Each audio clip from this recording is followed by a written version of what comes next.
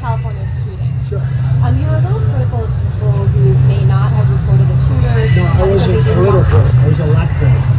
Because you said they were afraid of being accused of racial profiling. So do you condone racial profiling in general? Do you think there should be some racial profiling? If somebody thinks better, right? Yeah, it's better.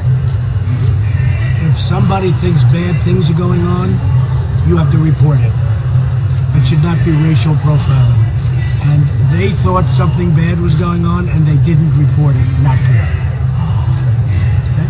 So can you elaborate a little bit on your comments about racial profiling? No, there's nothing to elaborate. I think you're in the way of the camera, by the way. You okay? Trying to make him look good, right? No. The story was that they didn't want to racially profile. In the meantime, a lot of people got killed. We have to use common sense. Mr. Trump. Trump, is there anybody in particular you'd like to meet? He's got a question. Hi. How are you? Good, how are you? I'm Nikki Thunder with KCH at Cherokee. And thank you so much for coming to Northwest Iowa. What I would like to get from you is talking to the people in Northwest Iowa and KCH listening area, the benefits of coming here and how that's working for your campaign. Well, they're great people. I just love the area. I've been here actually once before, but I love the area. The people are special. They also have great respect for farms and farmers, and have a lot of them out here. And we're going to have a great time today. You see the crowd. It's a record crowd. Somebody else comes there, 30 people. We have, I don't know if you see, did you see the lines? We have lines that are, we get a long way that we're going to wait for all those people to get in. So it's very exciting, and it's an honor to be here. Great people. Thank you. Thank you. Mr. Trump. Chuck Leach. Mr. Trump, both the people in the shooting, they were just regular people, it seemed like, with kids. You know, they didn't seem... Which people are we talking about? The husband and wife. You mean the people that were the killers? The killers. They were just normal people with kids, with a kid. They went to work. They were unsuspected. What would I don't know if they were regular people. I heard the apartment was loaded up with bombs and with guns. But nobody would ever assume that it was the case. What would you do? Well, I don't know. When you have pipe bombs lying all over the floor, I don't think they're regular people.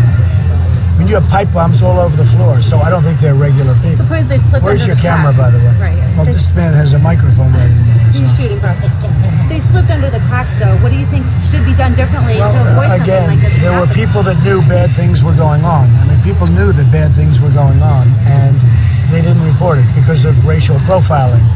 But I don't think they were regular people. To me, they're not regular people. To me, they were criminals, and it's too bad somebody didn't find out about it sooner.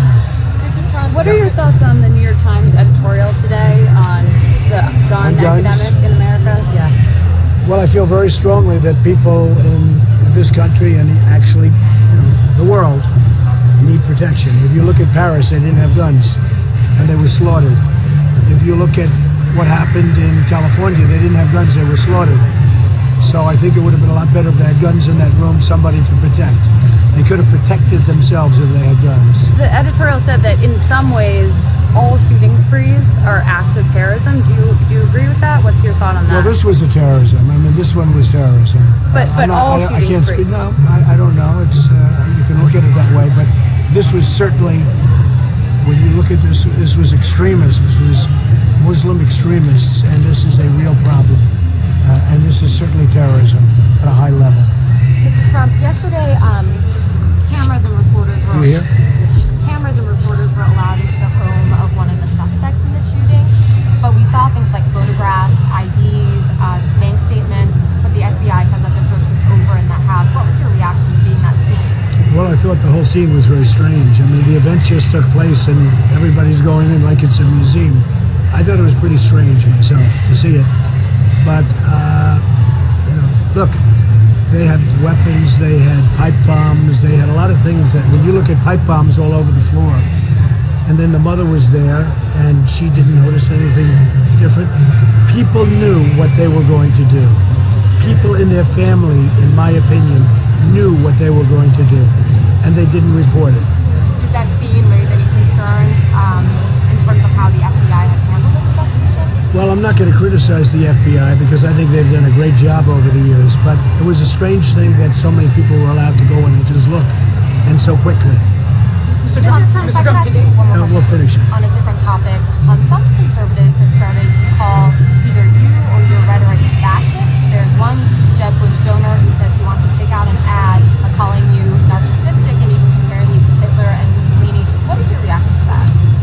Well, look, Jeb Bush is so low in the polls. In your poll, he's like, what, 3? I mean, he's might as well go home and forget it because he's wasting his time. And I understand his supporters are very upset because a lot of people thought that I was the one that brought him down. He's a low-energy person. I said it. And we can't take chances in putting the wrong person in office. We have too many things going in this country, too many problems. He does have some donors that are very upset. I don't take donors. That's the nice part. I'm self-funding my campaign.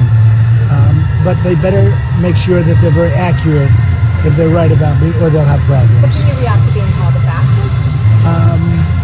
They'll call me whatever they want. I mean, they call other people. I hear them saying very negative things about other people, too.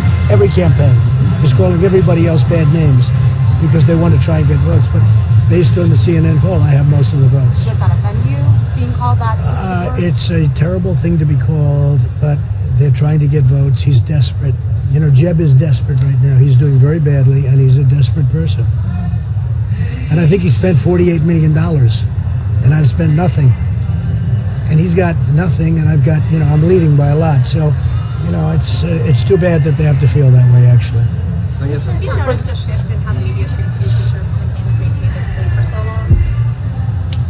Well, I think they're treating me pretty much the same. I don't think I've been treated much differently. I think people are very impressed with the last set of poll numbers. Not only CNN, but some of the others that have come out have been very, very strong.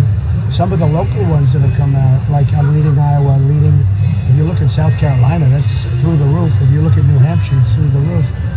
But look, the press, some people in the press are extremely fair and professional, and others are very dishonest. But I've been saying that for a long time. Mr. Trump, one of the killers came over on a fiancé visa.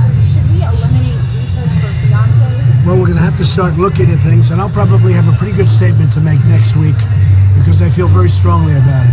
But we're going to have to start looking at people very closely because we can't allow this to happen to our country. We just can't.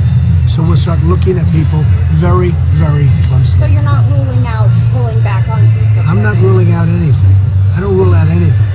If people come in, they blow up people and they shoot people and they kill people, I don't rule out anything. In fact, today I noticed that when I said we have to be vigilant, I noticed a couple of the people now say we have to be vigilant. They're using my same words. The same people I'm running against, they're using my words. But we have to indeed be vigilant. And that includes with mosques, okay? Now they're all saying, well, I think Trump was right. But now that includes with mosques. And we better be smart, okay? President Obama came a little bit closer today to getting to say the term radical Islam. He's talking about hateful ideologies. Who said that? President Obama today in the interview. It's about time, but that's not there. He's not there. So how much farther do you think he needs to go? And He should call it what it is. He should call it what it is, right? Radical, Islamic terrorists. That's what it is. Or he could say, there are other terms, but he has to call it what it is. Do you think this is a civilizational war, as Mark Rubio has put it? This is a war. We're in a war. And if we're not smart, and if we're not really cunning, and if we don't beat them to the punch, it's going to be very ugly over here. It's going to be very bad. Mr. Trump, you said that you're going to be... Questions now. Hi. In a recent poll by CNN, it says that as college-educated Republicans are leaning more towards truth. Why aren't college-educated Republicans leaning more? Well, what it says is that I do very well with everybody across the board. Evangelicals, Tea Party. It says, look, I'm leading by a lot. I do well with everybody. But in particular, I do well with certain groups. But I'm doing very well with college educated also. Thank you. Thank you. Very good question. Mr. Trump, Real quick, this corner of the state has a huge GOP conservative stronghold. Do you know how well you're doing up here with polls, and how important is it for you to do well? I hear I'm doing well. I think, but I hear I'm doing really well up here. There's special people, Chuck, and Sam. They love this part of the state. It took me a little bit longer to get here. I flew a little bit further west. But I love this part of the state. I've been here before, but I love this part of the state. Great people. Mr. Trump, It's a very important part of the state. Mr. Trump, Strengthening the military, what would be your first step in getting America in the right direction with a better military? We need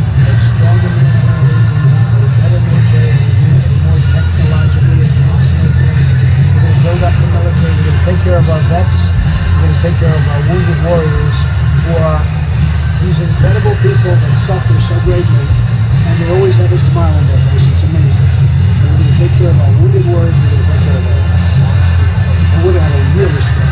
Nobody's going to mess with us.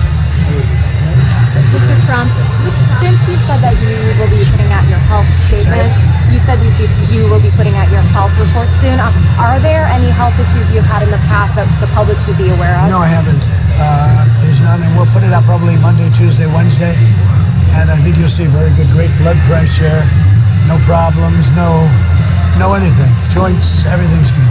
So the doctor is doing it now in conjunction with he's he's a person at one of the major hospitals, and I think they put it out on Tuesday or Wednesday. Sounds like you're losing your voice a little bit. A little bit, laryngitis, yeah, a little bit. Little laryngitis. You know why I'm making a speech tonight? It's a lot. But, yeah, they should be putting it out, I think, over the next few days. Mr. Trump, you said that terrorist families should be targeted. Does that include children?